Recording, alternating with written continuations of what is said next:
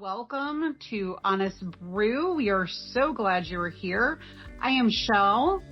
I'm Monique. I'm Sarah.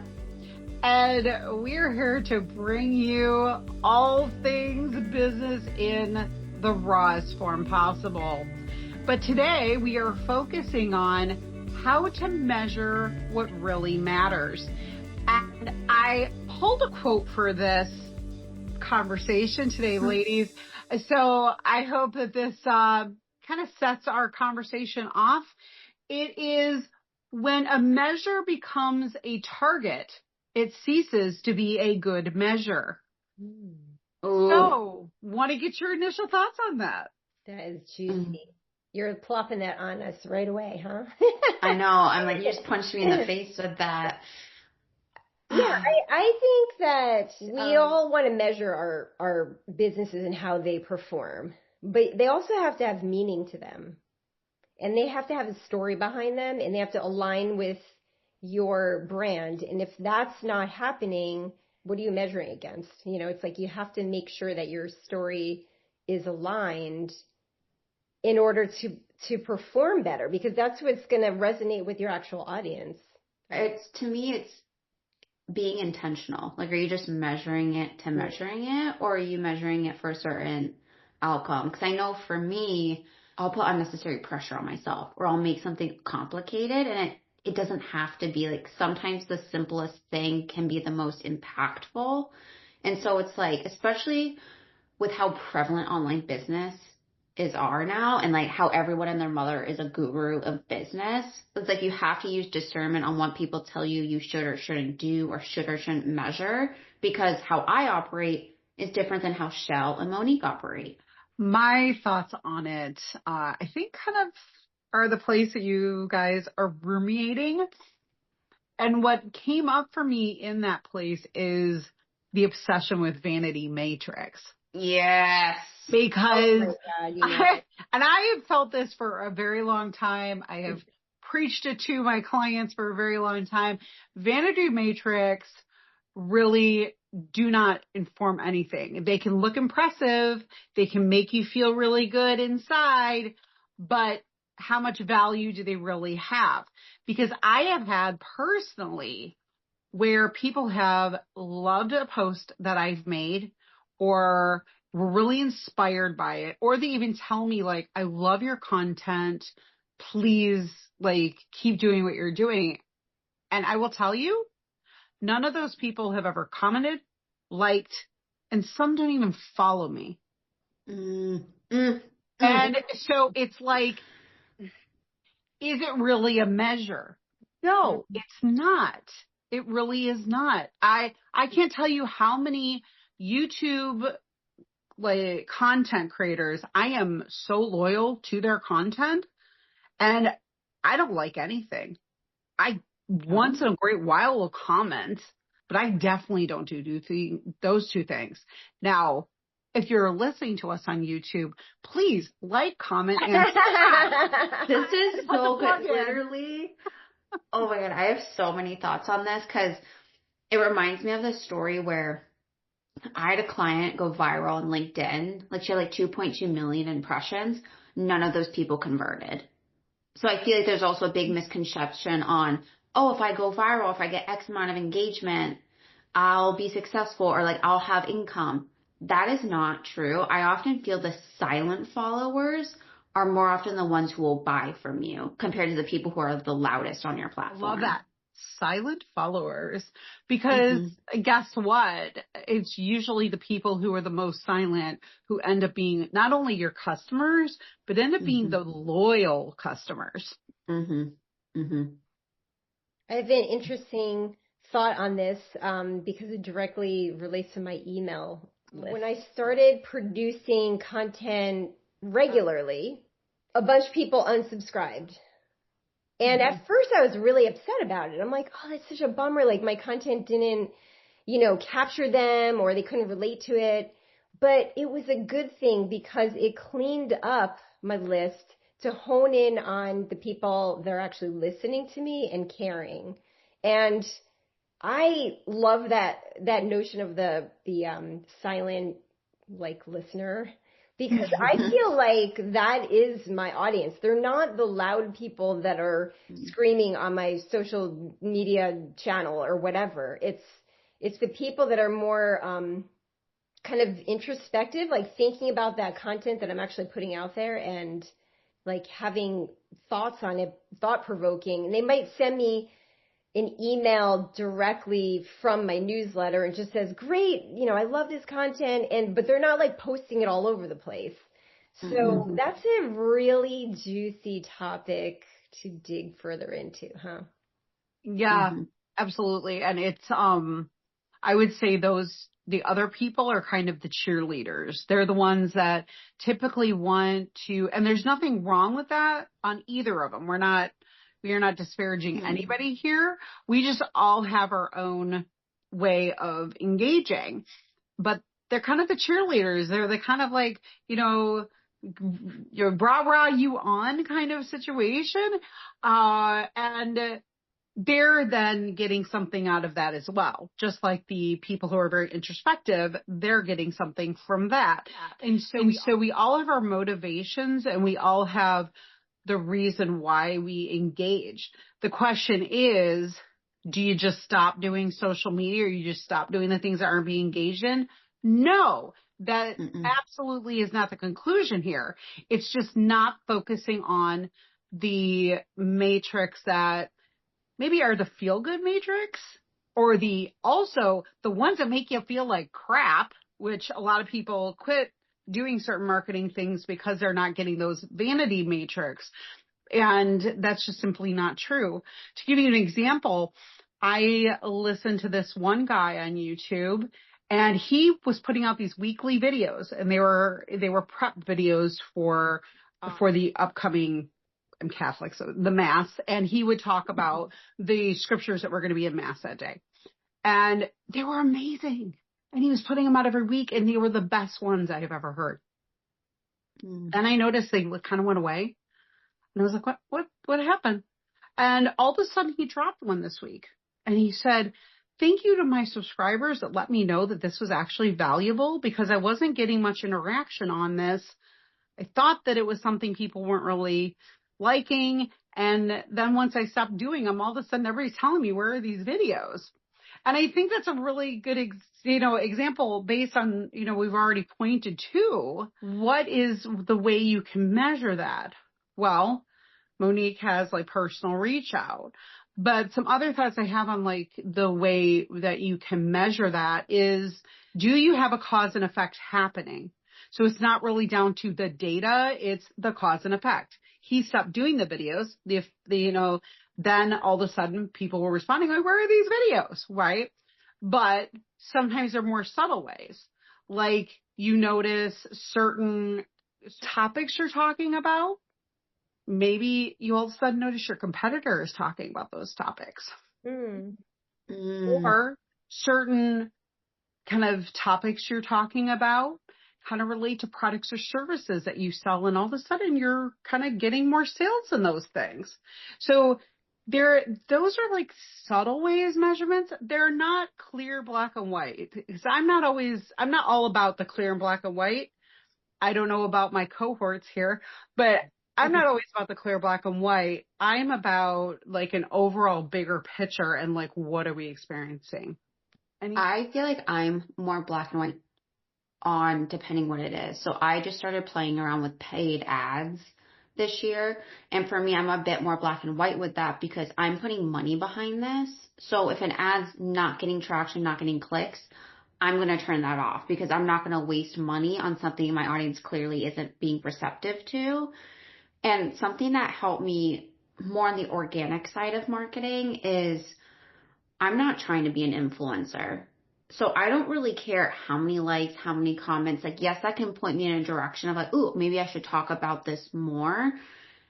And so once I had that switch of like, I want to be of service, my content works so much better because if I had one person like something, I'm like, yes, I served one person rather than being like, only one person like this. Like that difference in energy is what help you be more sustainable and consistent with showing up. Because I have seen for my clients more on the operations side, when it comes to marketing, is when they first start out, they have all the time in the world to market and sell because they need that oxygen. Money's oxygen of your business.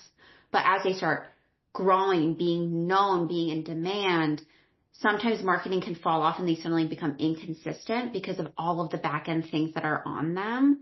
And they start having it be, oh, I'll do this when I have time versus how can I be strategic with this given the season of business that I'm in? Because it's meant to be flexible because business is not linear. It's going to ebb and flow. So one thing I hear in there is, though, you're kind of getting into motivation to continue. And I just want to note a couple things on that. One is, I always tell my clients when it comes to the vanity matrix, if you have like a person like it, but like you have 10 people like it, or they'll feel like, oh, I only have 12 people liking something. I always say, imagine that many people are in your office and they're actually listening to what you're saying. And when you put it into real humans in front of you, yeah, just like you wouldn't want an arena full with people. You wouldn't. Most people wouldn't. At least I wouldn't. I know some people do, and that's okay.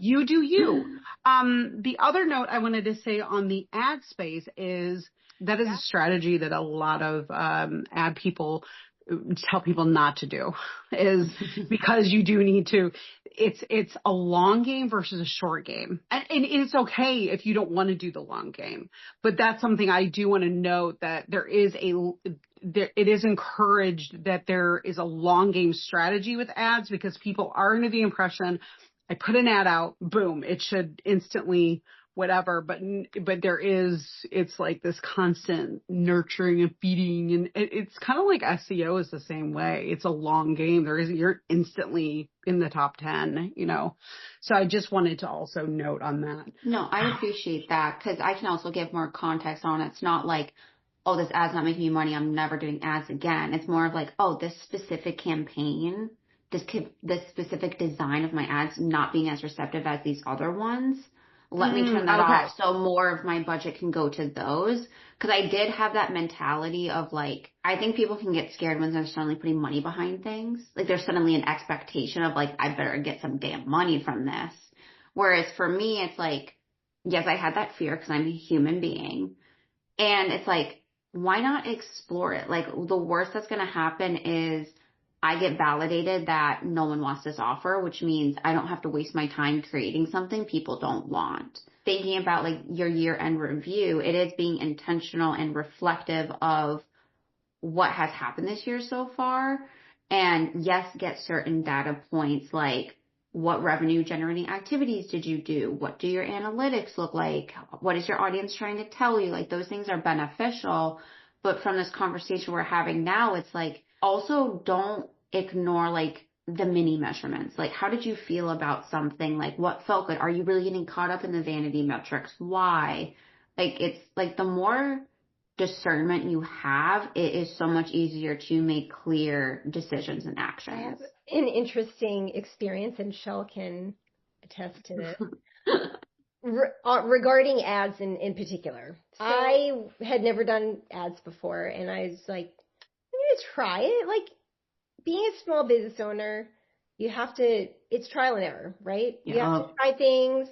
Some things work, some things fail, but at the end of the day, even the things that fail are still telling you what you should be doing, right? Like it's pointing to the things that do work for you. So I did video ads, and all of a sudden I was getting like all this like traffic to my site, and it turns out that it was not people that were serious about my services at all. And so we had other ads lined up as a backup to, that were not videos, right? It was pointing to other content.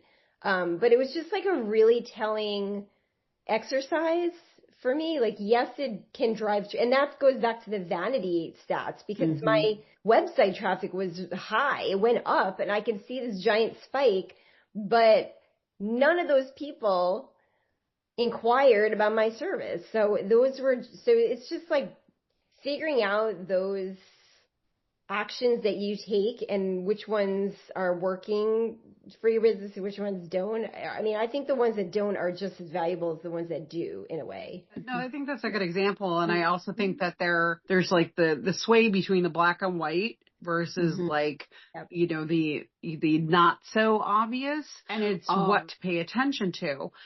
Let's talk about some black and white stuff. I know that I'm getting grins and giggles from Sarah on that one.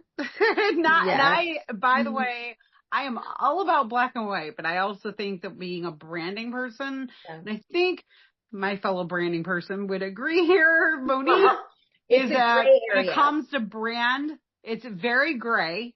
Yes. It's also, you do a lot of things like advertising even, and spend a lot of money on things to get your brand out there. And it isn't about the conversions, because you make it only about that. You're not focused on necessarily building your brand. You're only focused on what is a quick money maker. Brand awareness is super important. And if you don't take the time to convey your message, then who are you marketing to? You know, what are you doing? So it is hard to measure brand awareness.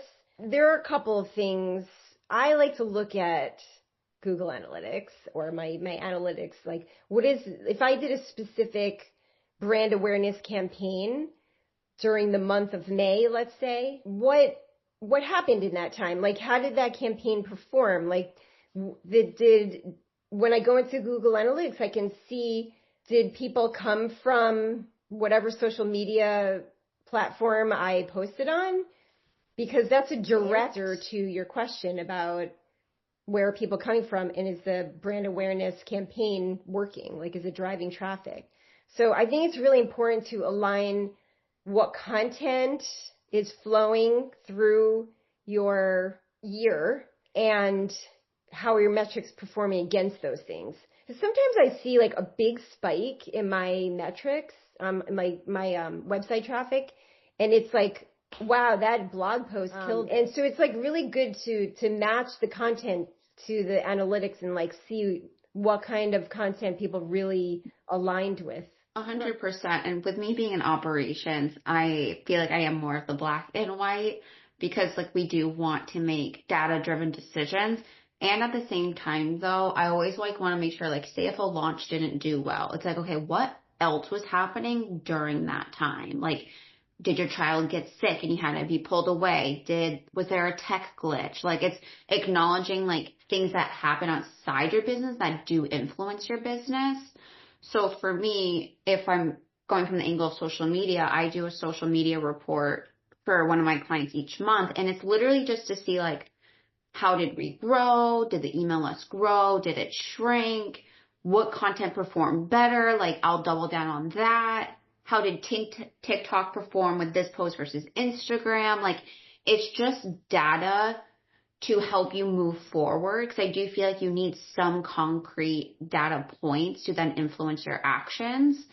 And even beyond like social media, it's like, how many people applied for your program? How many calls did you get on? How many networking events did you attend? What was your churn rate if you have a membership? Like, these are just helpful data information that I feel like is a way of how your audience is trying to communicate with you without being like, hey, this is my feedback. I hated this. Like, it's a way to understand. This felt really good to me. My audience really liked it. I'm going to keep doubling down on it. My audience wasn't super receptive of this, but I really liked it. So maybe I just need to tweak the angle I'm at. Like, I have taken the word failure out of my vocabulary, because you either win or you learn. Powerful. Yeah.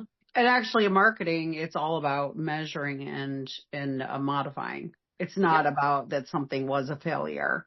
It's actually like I always say you can never just lock in completely like, this is how we're going to market for the next 20 years. Like, it's constantly measuring and a couple things I want to mention, somewhat based on what you guys said, which is, I will say, noting on Google Analytics, that's an amazing way, because even if you're not getting an ROI, if you start getting an increase in traffic, that means people are curious about you. So that's a place that you can get a clear measurement. They're curious about your website. Like, a measurement of like listeners of the podcast might be, hey, we start noticing that our website traffic is going up a bit. That would be a clear measurement. One measurement that I think, and I'll give an example of like measurement that is not so black and white, but actually is kind of black and white, is, are you ending up getting customers that are exactly the people you're looking for? And I say that on like Monique's whole story. And it's like when you start getting the people that are like your ideal people and stuff, your branding and marketing is killing it. Like you have put out yourself there exactly how you should. People are referring you. That's a sign, but they're referring you the right people too. And so, and then also that person saying yes to you and being the right person, not only is your marketing or branding down, but they got there because you're doing the right. And I think at the end of the day, that's all of what we hope for.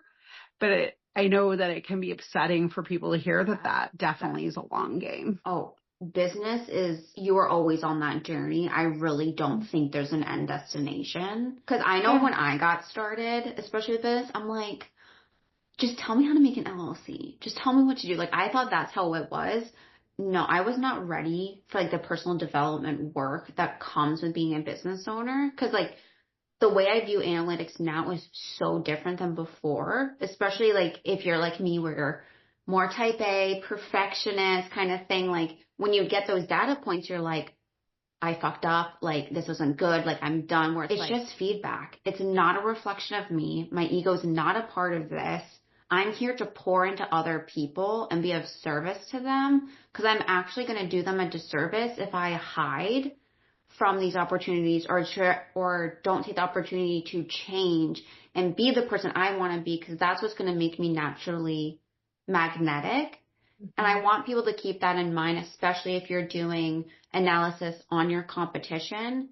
I don't really see them as my competition. It's collaboration. Like they're already validating things for me. So like, why not follow that? But I'm going to put my own twist on it because there's a bunch of people who do what I do, but no one's me.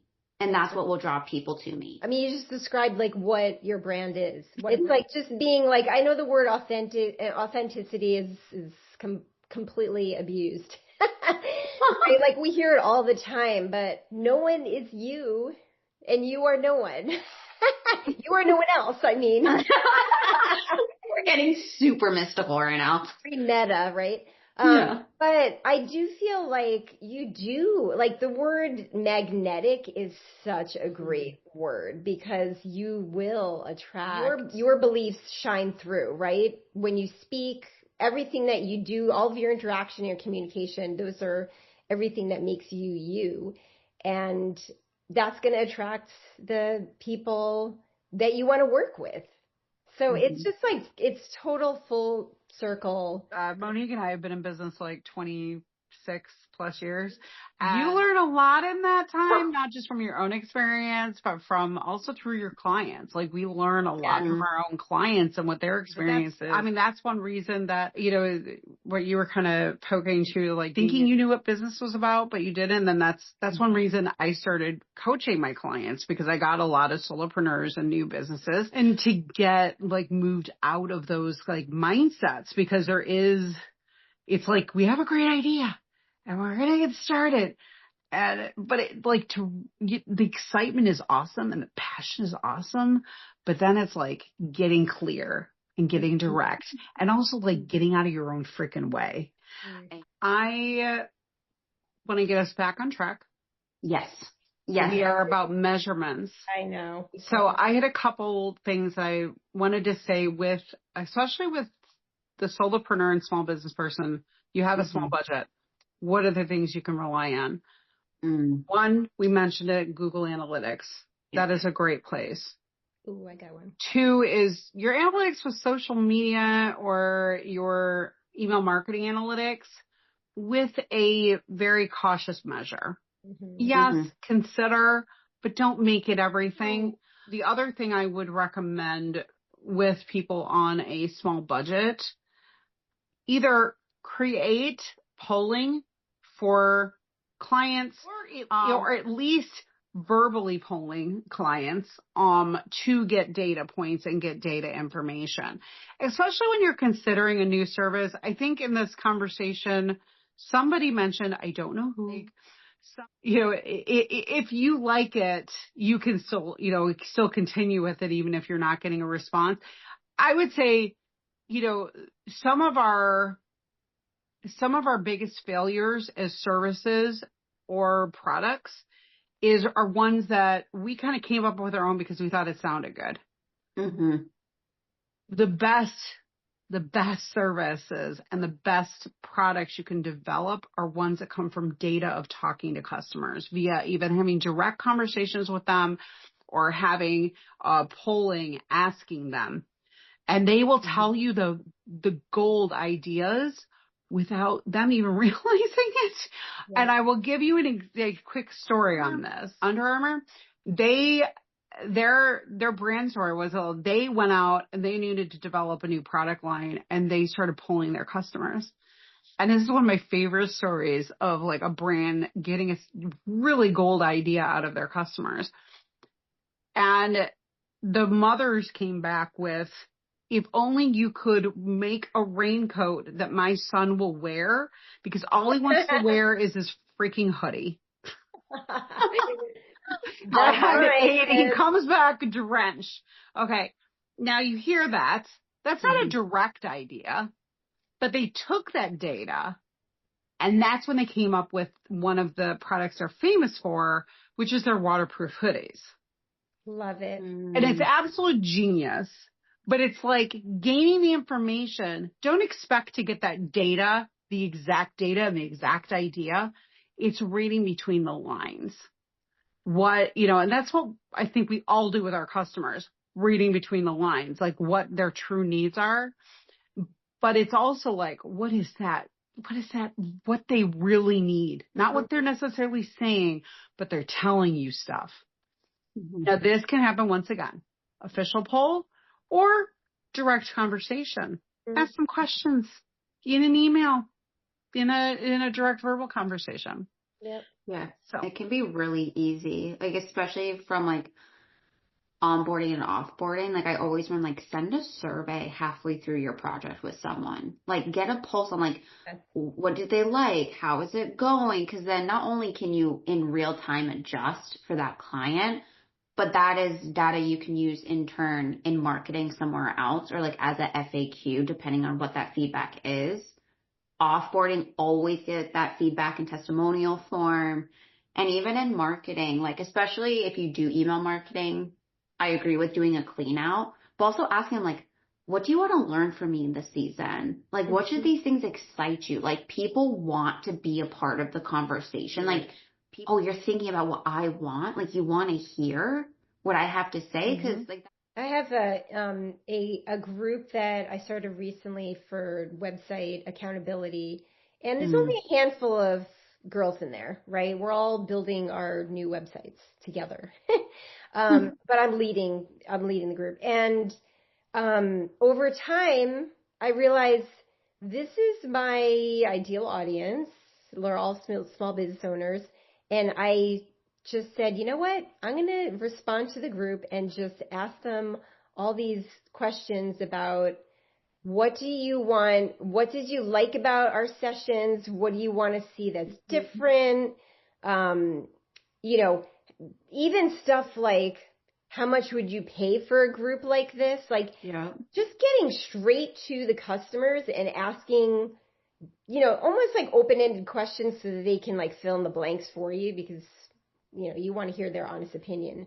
But that has been extremely valuable and just direct. And it's like the simplest thing. It's not even, I'm not sending out any official email like through my email provider. This is just me literally sending an email out and like just to a specific group of people and asking really specific questions. So I do think like there's really easy ways you can do it. It doesn't always have to be like a, complicated survey. But I do think like to Sarah's point of what you're saying, like your people can be honored. Just yesterday, it's like a for athletes, but it's a platform that tracks your activity, etc. And they sent out a survey because they could see I'm super active user.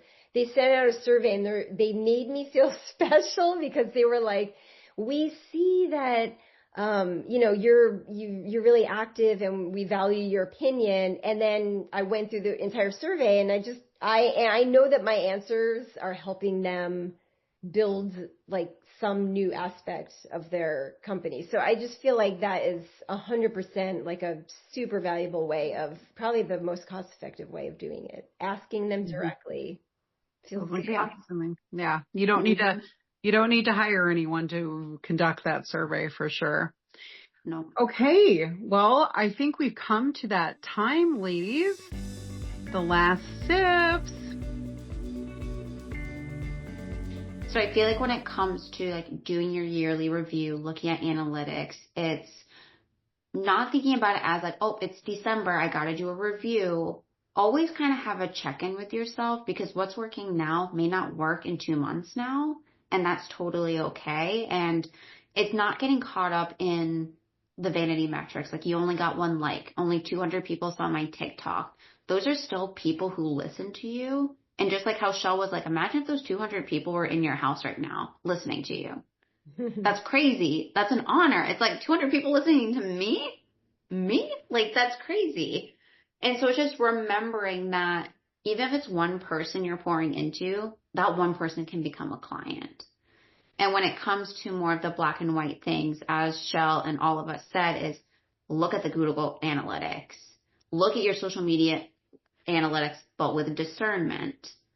Ask your people what they're looking for. Ask how you can do better. Have them be a part of your creative process, because people want to be heard, and that's your opportunity to incorporate them into your flow, and you will find a lot of magic can come from that.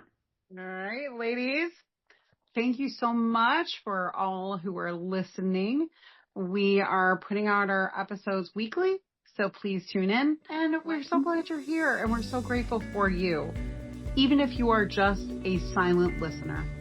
Remember to like, subscribe, and hit the notification bell to be notified if you're listening from YouTube.